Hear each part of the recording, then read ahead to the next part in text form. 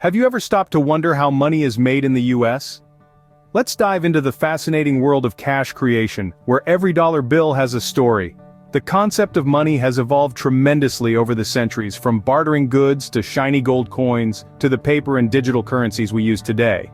But the money we use daily in the US, known as fiat money, isn't backed by physical commodities like gold or silver.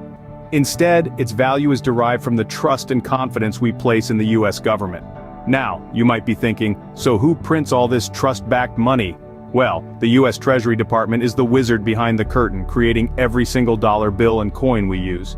Picture this: powerful machines humming tirelessly, pressing intricate designs onto blank sheets of paper, transforming them into something that can buy you a slice of pizza or a new pair of shoes.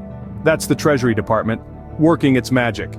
However, the Treasury Department doesn't act alone. Enter the Federal Reserve System, a key player in our monetary tale. While the Treasury Department physically manufactures the money, the Federal Reserve regulates the money supply. Think of the Federal Reserve as the thermostat of our economy, adjusting the temperature, or in this case, the money supply, to keep the economic house comfortable. It ensures there's just enough money circulating, not too much to ignite inflation, and not too little to stifle economic growth. So, there you have it. The birth of cash is a complex dance between the US Treasury Department and the Federal Reserve, choreographed to the rhythm of our economy. It's a process that holds together the very fabric of our daily transactions, a process that continues to evolve and adapt to our changing world. So the next time you hold a dollar bill, remember it's not just paper. It's a product of the US Treasury Department, a testament to the trust we place in our government, and a key player in the grand economic ballet. Now you might be thinking, how exactly is paper money made? Well, sit tight, because we're about to dive into the fascinating process that turns a simple piece of paper into a bona fide dollar bill. First things first, let's talk about the paper. This isn't your run-of-the-mill notebook paper. No, this is a special blend of 25% linen and 75% cotton, with tiny red and blue security fibers woven in. This gives the paper its distinct feel and durability. Now, the ink. Again, this isn't the kind you find in your everyday pen. The ink used for money is magnetic, which allows machines to verify the authenticity of the bills. The ink is also color shifting, which means it changes color when you tilt the bill. Pretty cool, huh? Now let's move on to the printing process. It's a three-step dance involving offset printing, intaglio printing, and overprinting. Offset printing is the first step. It's where the background colors and designs are printed on the paper. Next up is intaglio printing. This is where the bill gets its texture. The paper is pressed into plates with the main design and the fine line patterns. The pressure creates the distinctive raised feel of the bill. Finally, we have overprinting. This is where the serial numbers and the Treasury and Federal Reserve seals are added. And voila! After all that, what was once a plain piece of paper is now a fully fledged dollar bill, ready to be spent on your heart's desires.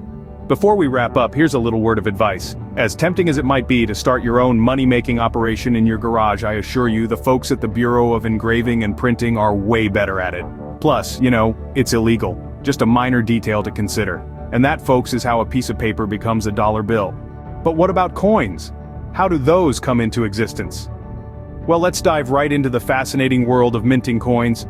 It's not as simple as finding a copper mine and digging out pennies, I assure you. The journey of a coin begins with a design. Artists at the United States Mint create designs that capture the spirit and values of our nation. These designs are then reviewed and approved by a variety of individuals and committees. You could say it's a bit like getting your outfit approved by your fashion-conscious friends before a big event. Once the design gets the nod, it's time for engraving. The design is transferred onto a piece of steel to create the master die.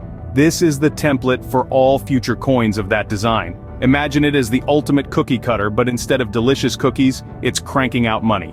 Next up is blanking. Large, coiled strips of metal are fed into a blanking press which punches out smooth, round discs, known as blanks. These blanks then go through a process called annealing. They're heated, and then cooled to soften them, much like a day at the spa, but for coins. Moving on, we have the striking process. The softened blanks are placed into a coining press. Here, they're stamped with the design from the master die.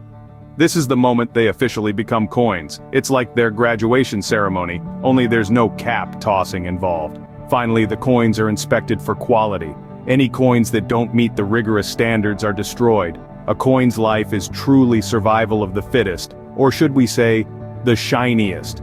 All of this hard work is done by the US Mint, an institution that's been around since 1792. That's a lot of coins and a lot of history. So the next time you jingle some change in your pocket, appreciate the effort that went into making those coins.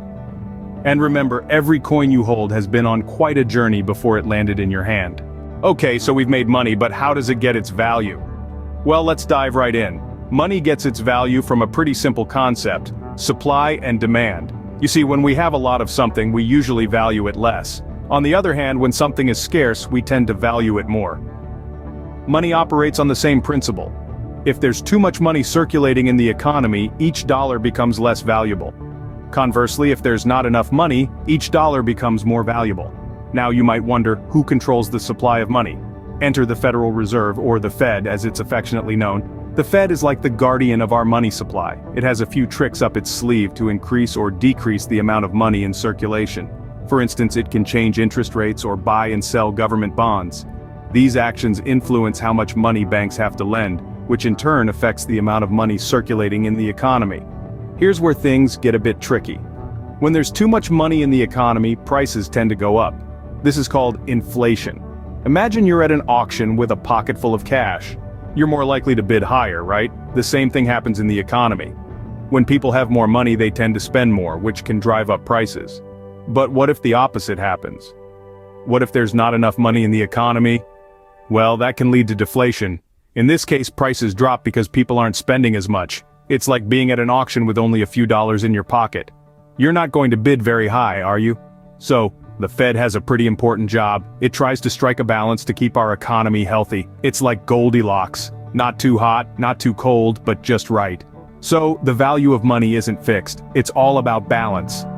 You might be curious. We've earned our money, we've assigned it value, but how does it all come together? To grasp this, envision the American financial system as a machine. The chief components of this machine are banks and the Federal Reserve. Banks play a crucial role in money circulation. Your deposited funds don't sit idle. They are invested into the economy. The Federal Reserve, America's central banking system, regulates the money supply, influencing the speed of the economy. It acts like an orchestra conductor, and trust serves as its sheet music. This trust, endorsed by the government, ensures our money retains its worth. We then come to legal tender money that the government acknowledges for paying off debts and making purchases. Basically, banks circulate money, the Federal Reserve manages supply, and trust secures value. The American currency machine constantly works, propelling the economy and filling our wallets. And that's the intriguing path of how money is created and operates in the US. The next time you spend $1, you'll comprehend a bit more about its journey.